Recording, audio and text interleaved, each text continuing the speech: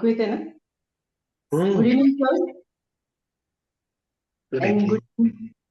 good evening, PHF family and all the participants. Today is the 78th lecture session of the Guruji Ke Saath Guruvar, which was started in 2022. Today, I am very happy and it's my pleasure to introduce the speaker, my best friend, Mansi, Dr. Mansi Uttam Patil. She was practicing earlier general practice, and now she also shifted her practice from GP to homeopathy since 9 to 10 years. She had clinical knowledge or practice of the 20 years, and now she is improving her knowledge by sharing the daily routines non-stop since 1 to 2 years. And she is now, the good thing about her is that she completed her BHMS in Venutai Homeopathic Medical College in Kolhapur, and now she is teaching there, and it is a very pleasure thing for her and all of us also. तो पालियानुसार welcome करते हैं doctor Mansi का. तो आज कुछ नया पढ़ने के लिए we all are eagerly waiting. Mansi, over to you. Yes, Mansi. Mansi is Bachchan of PHF. हाँ. Welcome. Welcome ma'am. Welcome. Thank you. Welcome.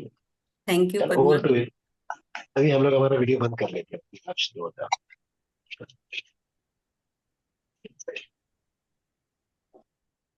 Thank you so much, Padma, for a warm welcome. Thank you, sir. Thank you, Pranita. We will start with the screen. So it is a great pleasure to be here on this 78th lecture. So first of all, gratitude to our master, Dr. Samuel Hahnemann.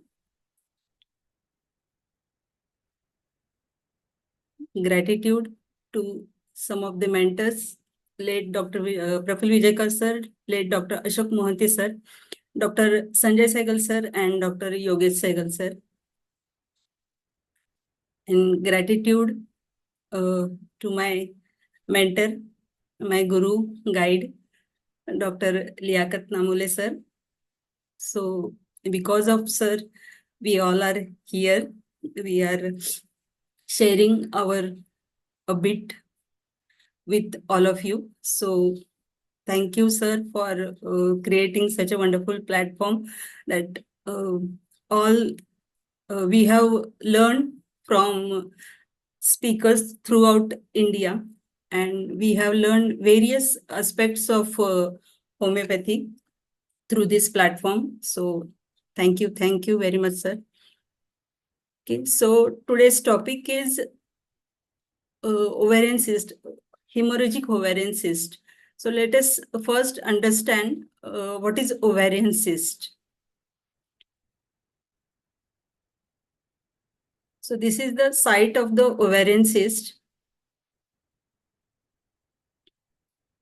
So ovarian cyst is a fluid-filled sac that develops on one or both of the ovaries, which are the female reproductive organs that produce eggs. Ovarian cysts are common and usually harmless, with most women developing at least one cyst during their lifetime. However, in some cases, ovarian cysts can cause complications and require medical attention, where we, as a homeopath, we can help to the suffering soul. Okay, so it is said that ovarian cyst is not very harmful, or it is harmless, but still there are some complications, or there are some painful symptoms which give pain to the patient, and we need the medical attention. So we are happy to that we can heal these type of cases. Actually, this is a surgical case, because it is the case which I want to share today is the lady is having a cyst, hemorrhagic cyst of 4.1 centimeter. That is a huge cyst. So it definitely requires medical attention. So as far as homeopathy is concerned, we are now dealing with the more of the research process, because as you all know, homeopathy has been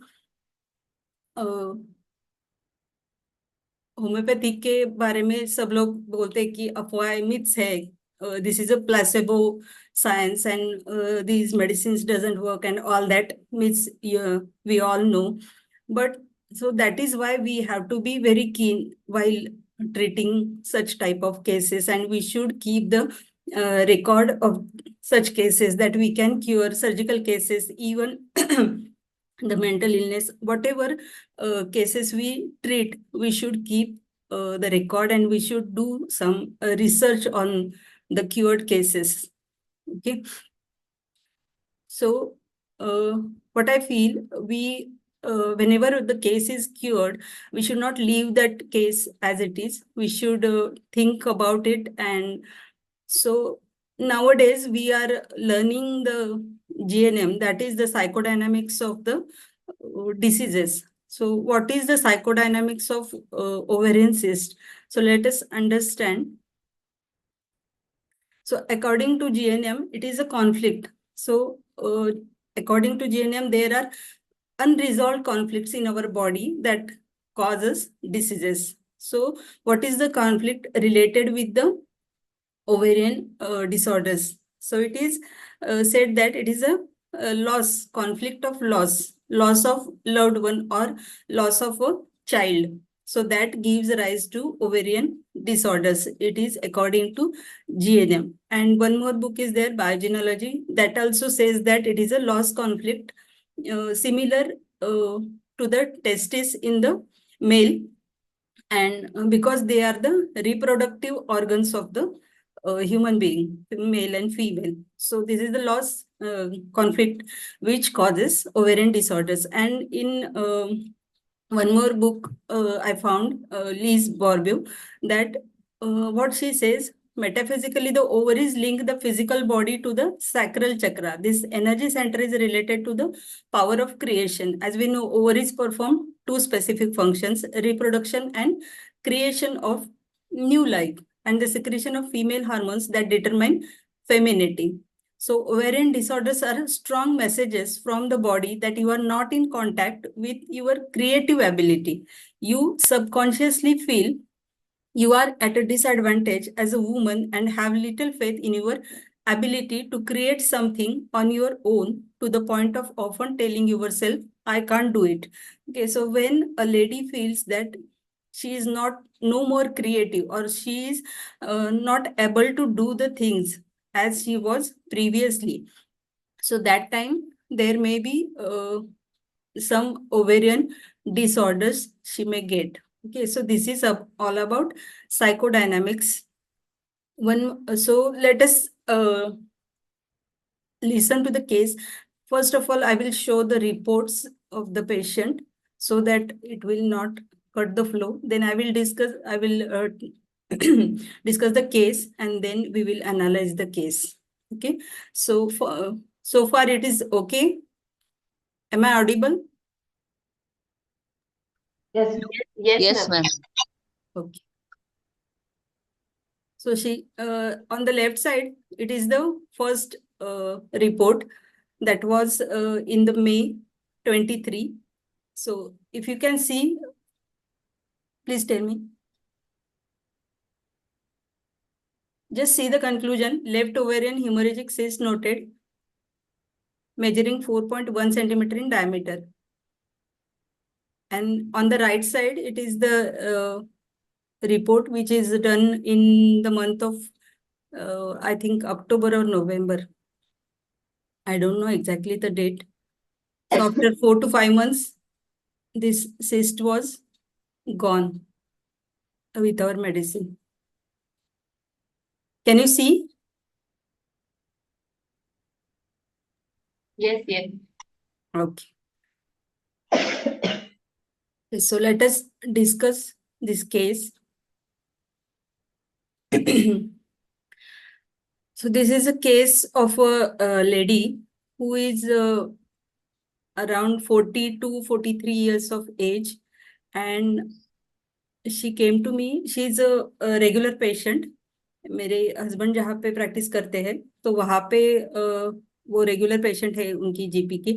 और उनके हमेशा complaint ये रहती थी कि उनको pain in abdomen रहता है हमेशा, ऑफ एंड ऑन। तो मेरे हस्बैंड बोले कि इनको हम होम्योपैथी ट्राई करते हैं कि कुछ हेल्प कर सकते हैं इसके लिए। तो मैंने केस लिया उनका। उनकी हिस्टेक्टोमी हो चुकी है, I think 2 to 3 years back. तो बिकॉज ऑफ द फाइब्रॉइड, सो अभी ये आई पेन लेके। तो उनको ये पता नहीं था कि सिस्ट है या क्या है, कुछ तो है। पेन खाली उनको, पेन बहुत ज्यादा, पेन ऑफ एंड ऑन, मतलब 2 दिन अच्छे जाते हैं, वापस पेन स्टार्ट होता है। तो इंजेक्शन भी कितने लेने के, ऐसे सोच के वो मेरे पास आई थी। तो उनको पूछा कि क्या तकलीफ है आपको।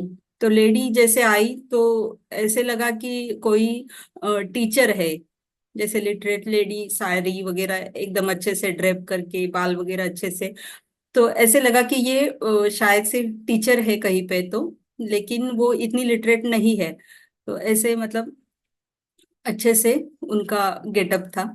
वो आई तो मैंने पूछा कि क्या है, क्या तकलीफ है आपको। तो बोले कि मुझे पेन रहता है हमेशा लेफ्ट साइड में। उन्होंने अपने हाथ से दिखाया भी वहां पे। तो ये तो मैंने बोला कि क्या दिक्कत क्या है आपको पेन से। तो बोली बहुत, मतलब ये कितना ना, अब बस हो गया, अब नहीं, मैं परेशान हो गई, कितना दर्द सहने का, ये बार बार रहता ही है हमेशा। मतलब अभी 2-3 साल पहले ये हिस्टेक्टोमी हुआ है, और देखो अब ये पेन आ गया। तो अभी मैं कैसे, मतलब इसको कैसे डील करूं, समझ में नहीं आता। तो ये हमेशा पेन रहता ही है। तो मैंने बोला कैसा होता है दर्द, कैसे होता है, कब होता है, क्या दर्द के बारे में थोड़ा आप ये करके बताओ। तो बोले कि दर्द तो हमेशा रहता है, कभी कभी बीच बीच में, कभी दिन में रहता है, कभी रात में भी रहता है। रात में तो कुछ कर नहीं सकते, लेकिन दिन में अगर दर्द होता है तो मैं जाके फौरन जाके इंजेक्शन लगवा लेती हूँ। मतलब यहाँ आके इंजेक्शन लगवा के चली जाती हूँ। लेकिन अभी कितना ना, इंजेक्शन भी कितना लेने का अभी मन नहीं करता, इंजेक्शन लेने का भी मन नहीं करता, इतने इंजेक्शन्स हो गए। और दूसरा, तो मैंने बोला क्या करते हो फिर आप, जब भी दर्द होता है तो क्या करते हो, आपका मूड कैसे रहता है। तो बोले कि बहुत दर्द होता है तो बहुत चिड़चिड़ होती है। तो मैंने बोला चिड़चिड़ मतलब क्या होता है, तो बहुत गुस्सा भी आता है और चिड़चिड़ तो बहुत ज्यादा होती है। तो मैंने बोला किस पे करते हो चिड़चिड़। तो बोले किस पे करने का, घर पे तो जो कोई है सामने होता है उस पे चिड़चिड़ होती है, या फिर मैं जाके चुपचाप बैठ जाती हूँ। तो बोला कि क्या करने का मन क्या होता है आपका, क्या करे ऐसा लगता है। तो बोले कि नहीं, शांत बैठने का मन करता है, लेकिन कोई नहीं आए मेरे पास में, ऐसा मुझे फील होता है कि मैं बैठ जाऊं शांति से। लेकिन ऐसा है कि शांति से बैठ नहीं सकते, क्योंकि जॉइंट फैमिली है तो काम तो करना ही पड़ता है। और ऐसा लगता है कि कोई नहीं आए मेरे पास में और मैं ये करूं। लेकिन कभी कभी ये भी फील होता है कि जब मैं मतलब नोटिस किया हुआ है कि जब भी मैं काम में रहती हूँ तो मुझे इतनी तकलीफ नहीं होती है। पेन भले ही हो लेकिन मैं वो बेयर कर सकती हूँ, काम में मुझे वो, मैं भूल जाती हूँ उसको, पेन को। तो बोला ठीक है, तो इसको लेके आपके मन में क्या आता है, क्या होता है, फिक्र होती है कोई, टेंशन रहती है। तो बोली कि हाँ, टेंशन तो रहती है, और डर भी लगता है कि कहीं कुछ और हो ना जाए।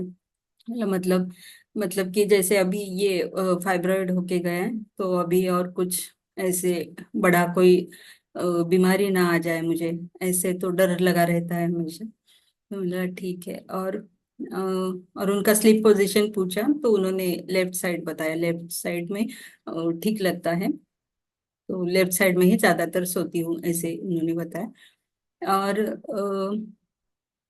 बस तो इतना ही था। और उनका जो एक कंटिन्यूअस थ्रू आउट था कि अब ये बहुत हो गया, मतलब अभी परेशान तो हो गई है, लेकिन नहीं, अभी सहन होता नहीं है इतना ज्यादा, वो पेन उनको हो रहा था। तो उसके बाद उनको बोला था मैंने सोनोग्राफी कराने के लिए, क्योंकि हिस्ट्री ऐसी थी। तो उसके बाद उन्होंने यूएसजी कराई तो वहां पे उनको सिस्ट दिखाई दिया। फिर वो रिपोर्ट लेके वापस आई कि देखो मुझे, मतलब ऐसे ऐसे ऐसे कुछ तो हो है इसमें। तो अभी मुझे डर और लग रहा है कि कहीं कुछ और बीमारी, बड़ी बीमारी ना हो जाए, तो क्या कर सकते हैं। तो मैंने बोला कि आप चिंता मत करो, अपनी दवा से वो ठीक हो जाएगा। तो उसके बाद से उनको बीच में 4-5 महीने में बीच बीच में थोड़ा सा ट्रिगर होता रहा पेन, तो फिर भी वाटर डोज से वो कंट्रोल में रहा उनका pen.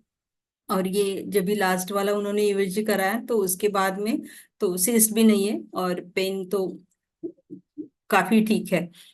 So this is the case. भी हम लोग मिलके एनालाइज करते हैं, जिसको समझाए बताइए, रूब्रिक बताइए, एनालाइज मतलब पेशेंट को समझने के बाद रूब्रिक तैयार कीजिए और उसके बाद रेमेडी, ऐसे एनालाइज करेंगे तो अच्छा रहेगा। अगर कुछ नहीं समझा हो तो पूछ लीजिएगा।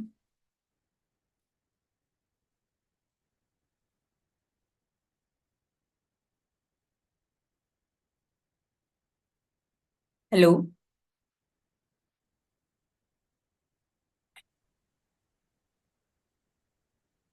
फैमिली हिस्ट्री क्या है Mansi? Family history joint family है, सब अच्छा है, मतलब फाइनेंशियली वेल वेल सेटल्ड है। और ऐसा कुछ भी नहीं है फैमिली में, ऐसा कुछ मतलब जो कि ट्रिगर करे उनको, ऐसा कुछ नहीं मिला मुझे। 2 बच्चे हैं उनको and husband.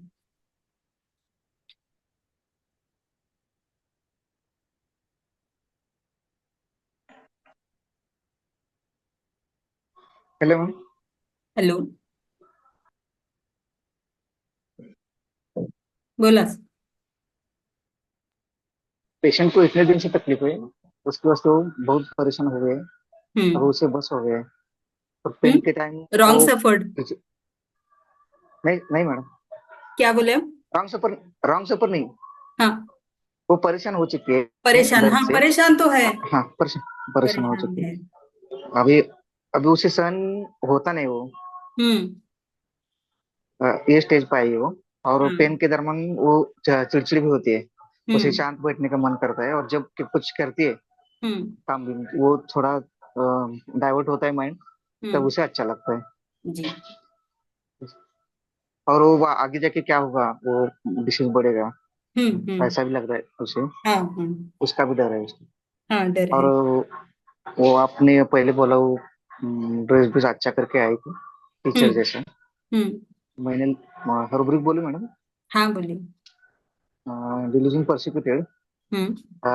in a irritability pain during hmm. quite want to be occupational amputation, hmm. here disease of impending hmm. and testful in testing, ऐसे करके नक्शों में क्या आ रहा है। नक्सोमिका। ओके। बहुत अच्छा। ऐसे एनालाइज करते हैं तो अच्छा, मतलब रेमेडी तक आराम से पहुंच ही जाते हैं ना। सही है। और हाँ जी मैडम, मैं अपना रूब्रिक बोलूँ क्या? जी बोलिए ना। हाँ जी मैम, आपने एक चीज वो एक तो पेन से बहुत तकलीफ में है ना? जी। तो ये डिल्यूजन परसिक्यूटेड है, परसिक्यूटेड। ठीक। तो आपने बोला कि भाई दर्द में करते क्या हो, क्या स्थिति रहता है, तो वो बोली कि बहुत चिड़चिड़ीपन आ जाता है। जी। तो वहां पर वो हो गया इरिटेबिलिटी पेन ड्यूरिंग। जी। तो फिर उस समय क्या करते हो, तो कहती है कि चुपचाप बैठना पसंद होता है, तो quiet want to be repose and tranquillity में चल जाती है ना? ओके। फिर आगे क्या होगा, तो एंजाइटी फ्यूचर अबाउट। और फिर आपने एक पूछा था कि सोना किस साइड से ज्यादा पसंद है। स्लीप पोजीशन और लेफ्ट साइड है लेफ्ट। ना? तो नक्स नक्स बम का आ रहा है। नक्सोमिका आ रहा है जी। इतना इरिटेबिलिटी देख के तो नक्स ही लग रहा है। जी जी जी। जी। ठीक है। और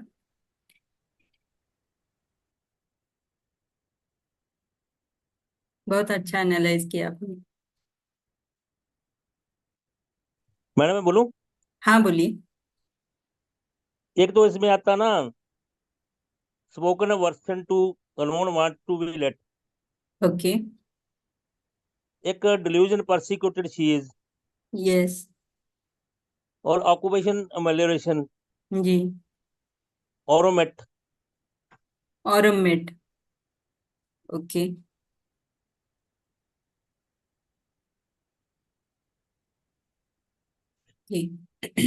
अच्छा, और कोई बोलना चाहता है?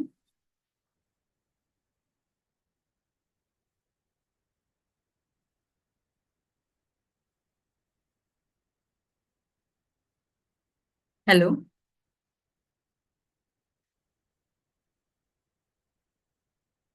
Sepia, better by work, indulge, delusion, persecuted. कि परसिक्यूटेड तो पक्का है सबका, लेकिन परसिक्यूटेड ज्यादातर कॉमन हो जाएगा ना ऐसे केस में। परसिक्यूटेड लिया था मैंने भी, क्योंकि पहले पेशेंट के वाइटल फोर्स से वही आया था जब आपकी परेशान हो गई।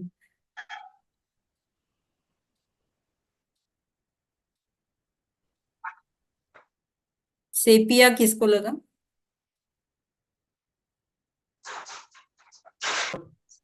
अंकुश। हाँ मैडम हाँ मुझे मैम। एक इनिशियल इनिशियल अच्छी है। इग्निशियन। हाँ डिवीजन प्रोसिक्यूटेड है और fear of impending disease, irritability, pen during occupation emulation है और रिस्पॉन्सिबिलिटी पे है। और मुझे हम्म। थोड़ा वो बस हो गया, अभी ट्रीटमेंट बहुत ये है तो थोड़ी हम्म। डिस्कंसर्टेड लगती अच्छा, है, इसमें इनिशियल लगती है मुझे। Very good very good. Disconcerted ma'am मैंने भी सोचा था। यस, बोलिए। Ma'am I said Sepia okay. because she's been working in spite of her ailment. She is better by मतलब dancing amelioration लिया ओके। और now even though she has undergone hysterectomy, now she is feeling कि how long do I suffer? या। तो अभी वो एकदम असहाय स्थिति में आपके पास आई है। अगर उतनी ये होती तो मतलब हिस्टेक्टोमी भी वो अंडरगो नहीं करती थी, but hmm. Since she has taken that also quietly, now she is feeling how long do I suffer. तो अभी निराश होके आपके पास आई है, तो मैंने मेरा understanding it was like that ma'am. Thank you. Okay okay okay okay. फिर डिस्पेयर वाला शायद मैंने नहीं लिया, लेकिन डिस्पेयर को आप कंपेयर कर सकते हैं। ऐसा एक स्टेट है, बोल सकते हैं आप, स्टेट बोल सकते हैं कि डिस्पेयर मतलब हताश हो गया, निराश हो गया ना डिस्पेयर मतलब। लेकिन ये पेन की वजह से ज्यादा ये हो गई है। हिस्टेक्टोमी भी कराई मतलब उतनी तकलीफ हुई होगी, इजंट इट? हिस्टेक्टोमी इतने आसानी से नहीं करते हैं ना, मतलब डिसीजन इतने आसानी से नहीं ले पाते लोग। अभी तो कॉमन हो गया, हिस्टेक्टोमी कर देते हैं, लेकिन पेशेंट को ये करना थोड़ा सा मुश्किल हो जाता है, वो डिसीजन ले पाना कि हिस्टेक्टोमी कर देते हैं। क्योंकि गांव में तो ऐसा रहता है ना कि ऑपरेशन हो गया तो उसके बाद में काम नहीं कर सकेंगे, ये सारी वो रहता है उनका कि एक बार ऑपरेशन हो गया तो फिर वापस काम नहीं हो पाएगा इनसे। तो इसकी वजह से ऑपरेशन ज्यादातर टालते हैं वो लोग। तो डिस्पेयर की एक पैरेलल स्टेट ऑफ माइंड थोड़ा सा सोचिए। सबका एनालिसिस बहुत अच्छा है, मेरे भी दिमाग में वही आया था कि इतना है नक्सोमिका, इग्निशिया, डिस्कंसर्टेड मैंने भी सोचा था।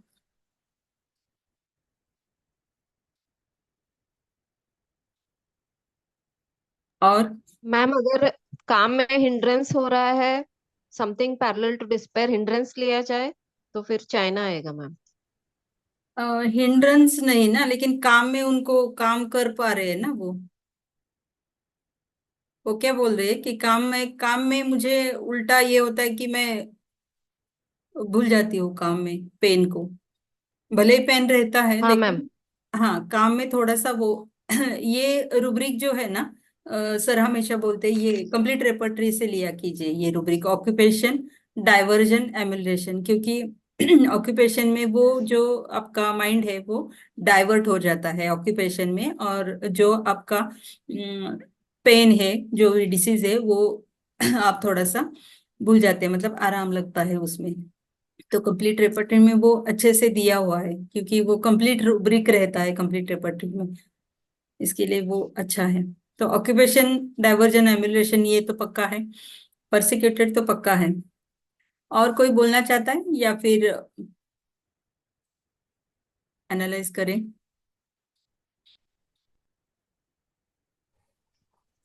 ऐड करना है गुड किसी इवनिंग को और कुछ?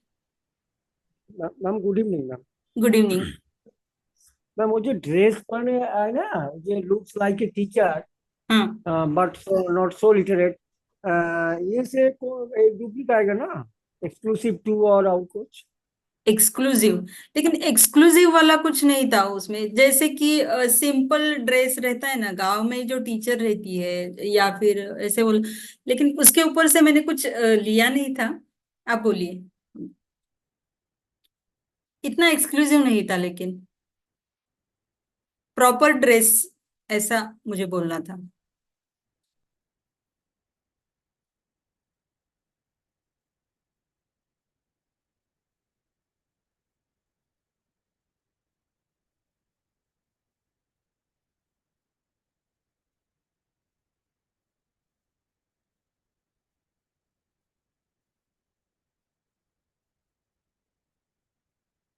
हेलो?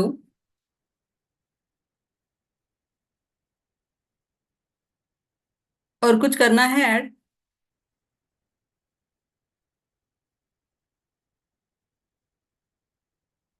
वैनिला? वैनिला क्यों?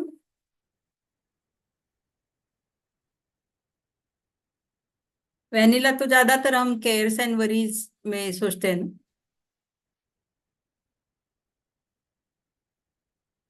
वैनिला कैसे आ रहा है आपको?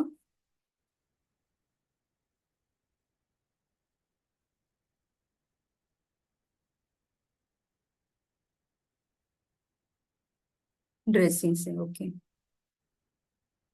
लेकिन हम मेडिसिन जो देते हैं वो ज्यादातर कौन से स्टेट पे देते हैं? ड्रेसिंग भी ध्यान में रखते हैं, लेकिन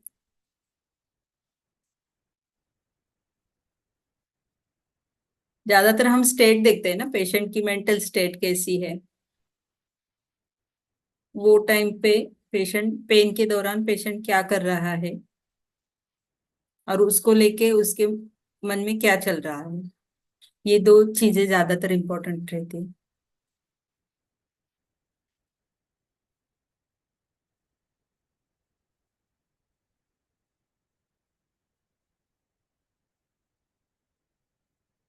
ठीक है, एनालाइज करते हैं वापस।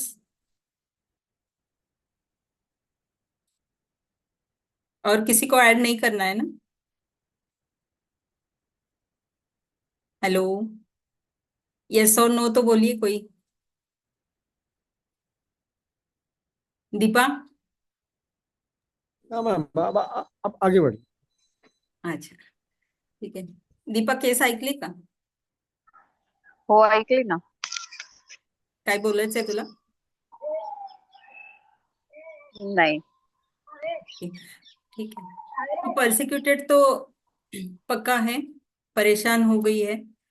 दूसरा है जो आप लोग बोल रहे हो ऑक्यूपेशन एमिलरेशन, वो भी पक्का रुब्रिक है। दूसरा रुब्रिक जो कि उनकी पेन के दौरान जो है वो इरिटेबल हो जाते हैं, तो इरिटेबिलिटी, पेन ड्यूरिंग, ये भी लिया था। और उनका मन करता है कि कोई मुझे आके ना बुलाए, मैं शांत बैठी रहूं। उसका मतलब क्या है? कि कोई मुझे आके डिस्टर्ब ना करे। Disturb ours to disturb ours to being. ठीक है। सो ये लिया था। और जो बापू सर ने बोला था, फियर ऑफ इम्पेंडिंग डिसीज, जैसे कि अभी उनको हिस्टेक्टोमी हुआ है, अभी ये सिस्ट हुआ, अभी और क्या बीमारी आएगी, तो उनको उसको लेके फियर है, मन में डर है। तो ये भी पक्का वाला है कि फियर ऑफ इम्पेंडिंग डिसीज। ठीक है। और आगे एनवी नहीं है। दूसरा परसिक्यूटेड, और जो डॉक्टर अनुपमा है शायद, उन्होंने बोला था कि डिस्पेयर हो गई है, या फिर हताश हम लोग बोल सकते हैं। तो डिस्पेयर से ज्यादा वो इतना, मतलब मैंने बार बार वही बोला कि सहन नहीं कर पा रही है, मतलब इतना ज्यादा पेन हो रहा है कि बस जैसे मेंटल रश। हमेशा का डिसकंसर्टेड वाला जो रुब्रिक है कि बस अब बस हो गया, अब दवा भी नहीं लेनी, कुछ भी नहीं करना है, इतना ज्यादा मतलब परेशान करके रखा है दर्द ने। So that is tormented. So diligent, tormented he is. So the remedy is China. China. Yes. तो चाइना मैंने उनको 200 में दिया था। तो 200 देने के बाद उनका पहले 3-4 दिन तो बहुत अच्छे गए थे। फिर बाद में उनको बीच बीच में थोड़ा थोड़ा ट्रिगर होता रहा पेन, कभी कभी जैसे उन्होंने बोला था कि पेन कभी कभी बहुत ज्यादा होता है, एकदम पीक पे जाता है। तो वो टाइम पे उनको हमने इमरजेंसी में वाटर डोज लेने के लिए बोला था। तो ऐसे 3-4 महीने के बाद उनका पूरा मतलब पेन अभी सबसाइड हुआ है, और वो जो सिस्ट था वो भी चला गया है। ठीक है। सो एक बारी मैं आपको वो रूब्रिक दिखा देती हूँ जो मैंने लिए थे।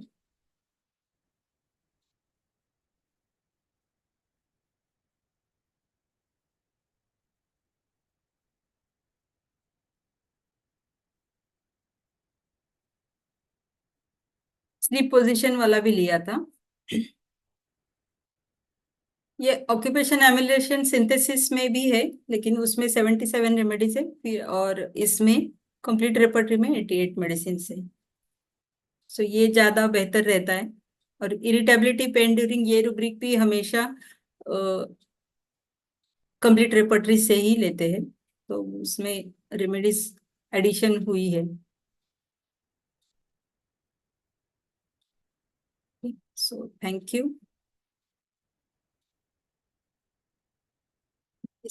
किसी के कुछ क्वेरी है तो पूछ सकते हैं, कुछ नहीं समझा, या फिर आपको अगर कुछ ऐड करना है उसमें बोल सकते हैं।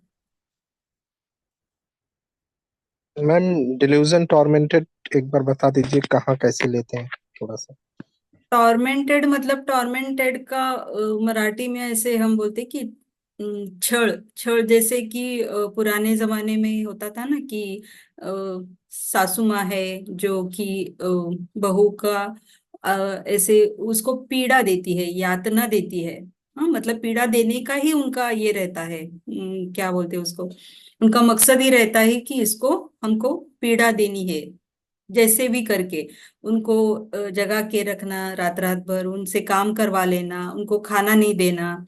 तो ये सारी चीजें पहले के जमाने में होती थी। या ननन भी है, या ऐसे, मतलब ये कॉमन एग्जांपल है इसलिए मैं बता रही हूँ।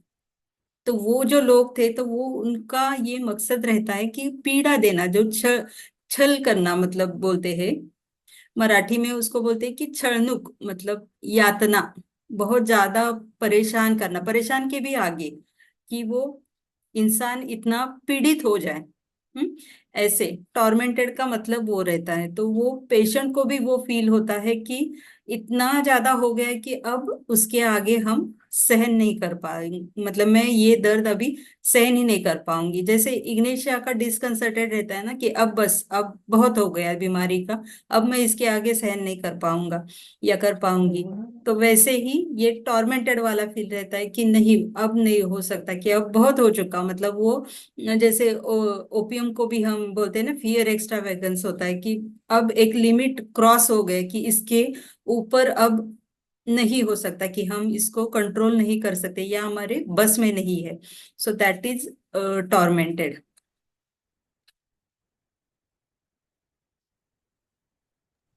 Thank you ma'am. बहुत बढ़िया मानसी मॅडम, एकदम छान लिहिलं. टॉर्मेंटेड एकदम भारी. Thank you sir. सर ने ही देखो सिखाया टॉर्मेंटेड ये कैसे समझने का, रूब्रिक। टॉर्मेंटेड कैसे समझने का, सिंपल. देखो एक होता है इंजुरी, है ना. इंजुरी मतलब दर्द, जख्म, है ना. उसके बाद आता है परेशानी, परसिक्यूटेड. उसके बाद आता है प्रॉब्लम. Injury, persecuted, torment. ऐसे 3 स्टेट है ना। तो इंजरी को आपको क्या लगता है, when you are injured what do you require? Hello, in injury you require what do you First apply aid. If you are injured? First aid. हाँ, First First aid. aid. First aid बोलो या not not first aid, you required मलहम, right? मलहम, मलहम लगा Cream. दे, Cream. Lotion, Yes. Right, Yes, sir. है ना, मलहम लगा दे। Hmm. पर्सिक्यूटेड के अंदर भी आप पोषण लगा, है ना, पोषण लगाते हैं ना, लव पोषण होता है ना, क्या पोल्टाइस वगैरह, है ना। और टॉर्मेंट मतलब क्या, देखो एक एक होता है दर्द, मतलब इंजरी, पीड़ा, एक होता है परेशानी, और एक होता है जुल्म। टॉर्मेंट मतलब जुल्म, ओके। जुल्म होता है ना, जुल्म नहीं, जुल्म जुर्म. तो देखो आप लोग लगाते हैं ना सपट लोशन, है ना, खाज खुजली के लिए कौन सा लोशन जालिम। आता है, फिर टाइगर जालिम लोशन। Tiger balm. देखो पहला होता है टाइगर बाम। बाम किस लिए होता है, दर्द हो, जोड़ों में दर्द वगैरह हो, है ना, तो उधर बाम होता है, मरहम, फिर बाम, और होता है लोशन। कौन सा लोशन? जुल्म के लिए जालिम लोशन। कैसा नाम दिया हुआ है आपने, जालिम लोशन। पामा मरहम, समझ रहे हो, टाइगर बाम, तो बाम, और लास्ट में आता है वो लोशन आता है, वो डेंजर वाला, तो जालिम को वो ऐसा। तो इसलिए ज्यादातर देखो, चाहे हम लोग टॉयलेट कर बहुत बार स्किन डिसीज में भी यूज करते हैं, तो अक्सर ऐसे लगता है इसको तोड़ डालो। सुना है आपने, ऐसे देखा है लोग बोलते हैं, सर ऐसा लगता है कि इसको तोड़ नोच लो। कुत्ता कैसे नोचता है, हेलो, ऐसा लगता है इसको नोच लो। वहां पे हम लोग लाइसिनम यूज करते हैं टॉर्मेंट से, हेलो, अक्सर ऐसा लगता है चमड़ी पूरी उधेड़ की फेंक दो, इतना तकलीफ होता है। Hello, hello, can you hear me guys? Yes. Yes, sir. Yes, yes sir. Sir, yes sir. वो कितना सितम ढा सिम्टम देता है, जुल्मो सितम ऐसा। जुल्म सितम नहीं, जुल्म सितम वो तो सितमगर भी करता है यार, कुछ कुछ सितम तो अच्छे लगते हैं, वही नहीं क्या, सितमगर तेरे सितम की कसम, दिल में आग लगा ये सावन का महीना, नहीं जीना नहीं जीना तेरे बिन नहीं। तो सितम तो प्यार का भी होता है भैया, सितम नहीं, जुल्म। हेलो, तो उसको ऐसा यस कभी सर। मत बन जाओ, होम्योपैथ बनो। जुल्म वो सितम नहीं, जुल्म अलग सितम अलग। जैसे दुबला पतला बोलते थे, दुबला पतला अलग है, दुबला इज दुर्बल, पतला इज स्लिम। हेलो, तो दुबला पतला, जुल्मो सितम, पति पत्नी, राम और श्याम, ये बंद करो, कविता नहीं चल रही है, डॉक्टर है हम लोग, बराबर ना, तो साइंटिफिक बातें करें, समझ रहे हो डॉक्टर साहब? Okay, Mansi madam continue.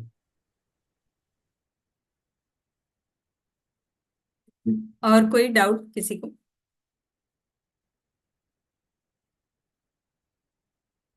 Hello, ma'am potency, repetition और मैनेजमेंट। पोटेंसी 200 स्टैट दिया था, उसके बाद में मैंने बोला ना of and on 200 he potency दिए, उसके ऊपर भी नहीं दिया और नीचे भी नहीं दिया, क्योंकि वो फ्रीक्वेंसी उनको मैच कर गई थी, तो पोटेंसी बदलने की जरूरत नहीं पड़ी उनसे। उनका पेन भी मैनेज हुआ और उनका वो सिस भी चला गया, तो पोटेंसी बढ़ाने की या कम करने की कुछ जरूरत नहीं पड़ी। मैम डोज कितनी बार देना पड़ा of and on? Of and on मेरे ख्याल से 2-3 बार दिया था, बीच में जो भी वाटर डोज दिया है ना, वो 2-3 बार ही दिया है, बाकी सब पीएल पे ही चल रहा है। और रिपीटेशन का इंडिकेशन क्या था, कब देना था? जैसे पेन ट्रिगर होता है, या फिर उनको कोई दूसरा कोई कंप्लेंट आता है, जैसे सर्दी है या फिर कुछ कंप्लेंट नहीं आया, खाली उनको पेन ही ट्रिगर हुआ था, दूसरा कुछ हुआ ही नहीं उनको, तो उसके वजह से जब भी पेन होता था तो इमरजेंसी बोल के रखा था, इसमें से ही वाटर डोज आपको लेना है। Okay, thank you ma'am. Any other query?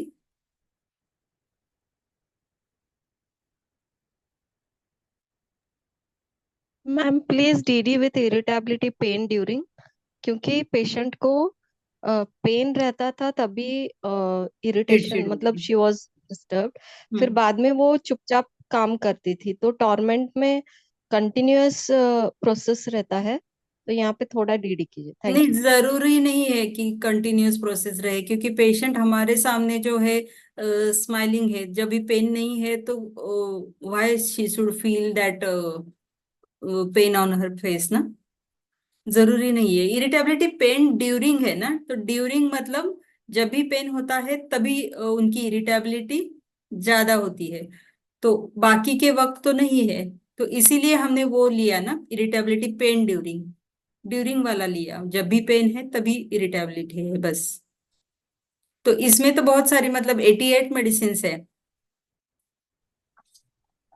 C tormented कैसे लेते हैं? रूब्रिक क्या है? डिल्यूजन टॉर्मेंटेड ही इज, मतलब मेरे साथ जुल्म हो रहा है ना, मेरे साथ जुल्म हो रहा है, ये कंप्लीट है। It is a feeling that she is carrying. See ये वो डिल्यूजन कैरी कर रही है। It is not that during torment that you are supposed to take. No, we take tormented very many times. Many times piles patient come to you and they will describe the pain so much that we take this Rubric. It's okay. So it is not like tormented pain during tormented. It is not like tormented he is. Rubric is so beautiful. Illusion tormented he is. So it's a present complete tense. Okay. Okay sir, thank you.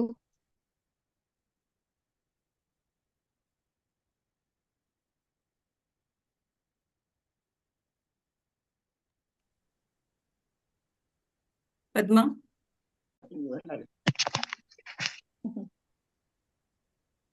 Thank you, Mansi, for wonderful lecture. And ये tormented का जो feel था ना, वो बहुत अच्छे तरफ से समझाया। और thank you Liaquat sir for giving the platform for everyone of us, and thanks to everyone who participated. And I hope we will enjoy the further lectures also with the same energy and participation. Thank you. Yes.